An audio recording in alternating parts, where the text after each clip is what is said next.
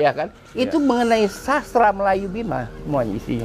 Sastra Melayu. Jadi Melayu di sini Bima ini. Yes. Networkingnya iyalah ke daerah-daerah Sumatera. Oke. Itu karena sastra. Di situ. Bukan Sanskerta. Sangsekerta.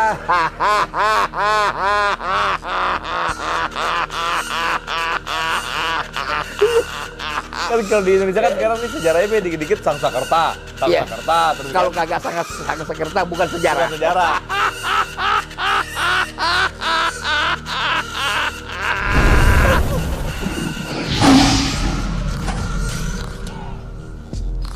Ya, assalamualaikum warahmatullahi wabarakatuh, teman-teman semua. Balik lagi bersama gua Vasco Rusemi di Macan Idealis bareng Babe Ridwan Saidi. Nah, kali ini gue sama Babe, gue mau tanya sama Babe ini mengenai sejarah ya. Sejarah mengenai Bima tuh, Be. Bima kan kita kenal nih, Be. Biasa dikenal kalau saya tahu Bima itu karena saya kan suka hobi kuda nih, Be. Kuda-kuda Bima tuh terkenal tuh, Be. Kuda-kuda Bima tuh kan. Kuda Bima kan dikenal dengan kuda yang tangguh, walaupun physically kecil, nggak segede kuda-kuda luar kan, Be. Australia misalnya. Tapi apakah Bima tuh sebenarnya yang dikenal apa ya, Be? Apakah dia di situ dia punya apa namanya, punya kerajaan juga kah di situ atau sultanan di situ?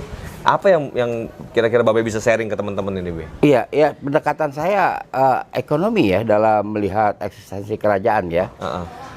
Bima lain sendiri, dia nggak ada emas, tapi menurut negara Kertagama dari abad Kitab Negara Kertagama. dari abad 13 peternakan kuda di Bima itu sudah rame ya kan. Makin rame lagi ketika banyak kerajaan-kerajaan memerlukan kuda, baik untuk raja maupun untuk kavaleri mereka. Itu makin hebat itu. Nah, itulah sumber income sehingga pada abad 14 berdiri kerajaan Bima. Itu jadi memang sumbernya dari peternakan kuda. Peternakan kuda sumber dia, ya kan? Iya. Itu yang satu-satunya yang Andalannya ya. Iya, andalan dia dan yang bukan emas, ya kan? Itu dia kuda, peternakan kuda. Jadi Bima ini sangat terkenal, lalu dikesankan perkataan Bima itu dari tokoh wayang, ya kan? Tokoh wayang. Pandawa Lima. Oh, Pandawa Lima, oke. Bima. Bima kan adiknya Yudhistira, gitu kan? Iya. Tapi apa dari situ asal usulnya? Tidak. Jadi kalau kita lihat itu kan penamaan daerah tuh banyak oleh pelayar ya. Kalau kita masuk ke Bima, itu kita mesti melewati Tanjung Tonggohala. Ya. Tonggohala itu sudah fonem sudah memperlihatkan ciri Melanesia. Ya.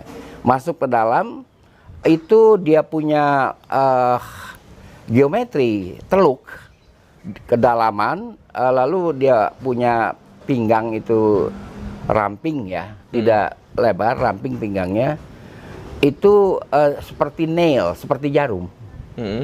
Jarum itu di dalam bahasa Armen tuh Bima, ya kan? Lah saya banyak yang menyoal, saya selalu kembali ke Armen.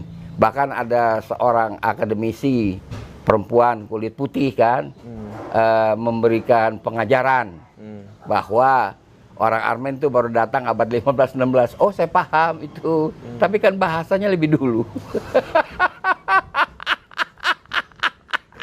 Kok bahasa lebih duluan? Bahasa lebih duluan karena dia digunakan bahasa Armen itu oleh beberapa bangsa-bangsa di Kaukasia yang bertetangga dengan dia. Jadi itu kita paham itu. Bangsa Kaukasia kan kalau kita merujuk kepada Laith Abu Nasr bin Ibrahim Al-Samarkandi yang meninggal di Jakarta, itu kan wafatnya tercatat dalam British Library 983, berarti 10M.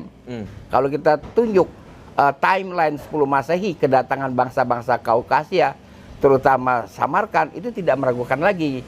Dan mereka ini banyak yang menyerap di dalam linguistiknya, menyerap terlalu banyak kosakata Armenia. Itu yang seorang ibu akademisi yang berkulit putih itu ya, yang diundang oleh sebuah universitas, ya kan? Itu mesti paham itu, ya kan? Nah, jadi Bima itu mengacu kepada geometri teluknya. Itu Bima. Geometri teluk. Iya, jadi seperti jarum gitu. Yes. Bima nggak pernah dijajah Majapahit, nggak ada dulu kerajaan dengan kerajaan jajah menjajah, ya kan? Seperti kata Babat, ya kan? Empu Nala, lama di Bima ya dia nyari kuda. Nyari kuda. Bukan menjajah. Menjajah pakai apa? Jadi kan costly. Jadi di Bima itu ada power system juga ya, Be? Ada di Bima ada kerajaan yang berdiri pada abad 14. Kemudian pada tahun 1621 itu dia berubah menjadi kesultanan. Dan Bima itu networkingnya itu dengan Luwu Bone. Networkingnya. Saya mengatakan dalam lain kesempatan itu ada regionalisme mayor power system di Indonesia, ada regionalismenya. Jadi Bima itu networkingnya dengan Luwu, Bone dan sebagainya. Di wilayah timur situ. Di wilayah Sulawesi. Iya, Sulawesi. Iya, itulah Bima. Tetapi berhubungan nggak sama kayak ke wilayah Swarnadipa atau ke wilayah Oh iya, Jawa? karena sastra Melayunya paling termasuk yang terkemuka. Seperti misalnya ya buku setebal ini. Sastra Bima, kerajaan Bima ditulis oleh Henry Chambers Loire, ya kan? Itu mengenai sastra Melayu Bima semuanya isinya. Sastra Melayu, jadi Melayu di sini Bima ini. Yes. Networkingnya iyalah ke daerah-daerah Sumatera. Itu karena sastra. Di situ. Bukan Sanskerta. Sanskerta.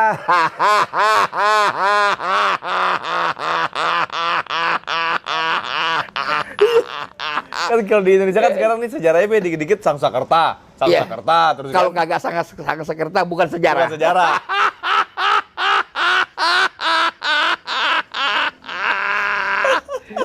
Enggak lah, ya kan? Beda nih, Be. Beda. Lalu keberislaman mereka juga sama dengan yang lain bermula dari abad 10. Kalau kita lihat abad 10 sudah masuk Islam di sana, Be? Sudah dong, sudah menyebar. Persebaran Islam sudah menyebar.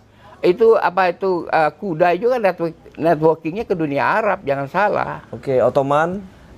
Ya Ottoman belakangan ya, abad 15 itu ke dunia Arab. Dan jadi dari jalur perniagaan itulah bersenyawa dengan perjalanan penyebaran agama.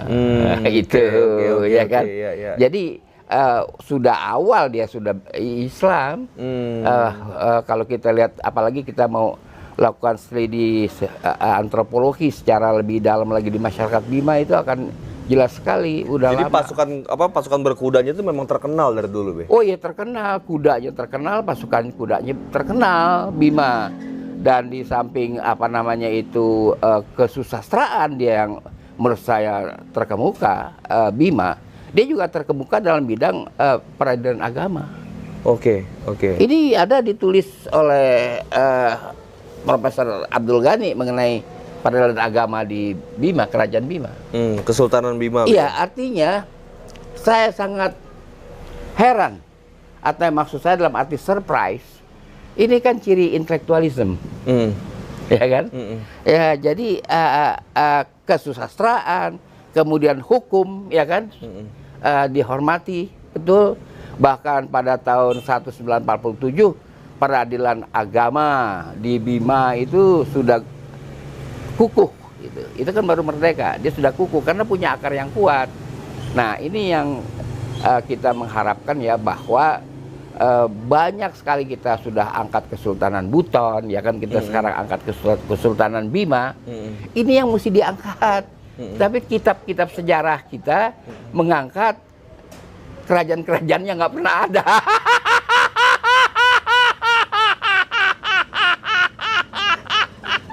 Ya kan, itulah ya kan. Jadi ke sejarah di Indonesia itu kerajaan yang nggak ada malah digede-gedein gitu. Udah gedein luar biasa, ya Allah. Gedenya tuh kerajaan lebih dari Persia, lebih dari Romawi. Udah menguasai dunia malah kan. Menguasai dunia. Jadi itu yang di sini itu sejarah menjadi sarana pengembangan keajaiban. Oke. Iya kan? Keajaiban. Jadi itu yang mesti sebenarnya kita mesti lebih kepada rasio ya. Jadi kalau nanti tanding keajaiban bisa repot ya kan.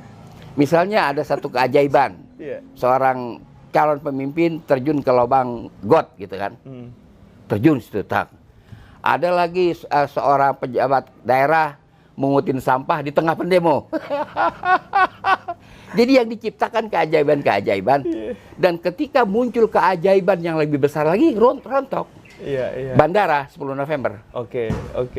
Iya. Itu kan orang nggak menyangka. Kedatangan Habib Rizik. Itu kan orang nggak menyangka. Iya. Ya kan? Iya. Bahkan ditebak sedikit lah. Ya kan? Ya kan? Iya. Orang nggak menyangka. Jadi kita harus keluar, ya kan, dari koridor keajaiban. Keajaiban ini dijustifikasi oleh narasi sejarah Indonesia. Oke, tapi kan Babe pernah bilang di mana ada letak power system itu harusnya ada emas. Emas paling tidak ada tapi sumber emas, ekon. apakah emas di situ cukup besar, Bima? Tidak, di Bima nggak ada emas. Jadi andalannya itu ya Kuda, peternakan kuda. kuda-kuda itu ya. Peternakan kuda. Oke, jadi berarti nggak harus emas dong, dia ada power Oh system iya, itu. tapi ya selain dari emas, kuda mungkin lebih dari emas nilainya dalam perdagangan itu, kita nggak tahu. Iya. Tapi kan nggak bisa kita. Ya, pada masa itu kuda itu kan kayak kita punya pabrik mobil lah gitu kan. Iya, intinya kuda right ya kan, bisa Iya. dihitung secara ekonomi. Tapi kalau mengatakan punya kerajaan modal cuma pohon rambutan kan susah.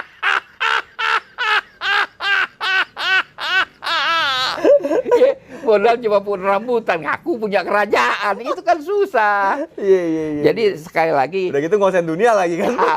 jadi sekali lagi kita harus mengangkat ya fungsi dari kanal semacam idealis ya, memberi keseimbangan baru di dalam logika berpikir soal sejarah. Iya. Kita ketengahkanlah Kesultanan Bima, ya kan, yang memang nyatanya dari segi intelektual mencengangkan, kesusastraannya, ya kan, lalu sistem peradilan agamanya yang sudah berjalan sejak lama. Iya. Saya kira itu. Dan jarang diangkat oleh Enggak lah. Orang nggak mau bicara malah itu. nggak diangkat ya, Nggak Bi, ya? diangkat.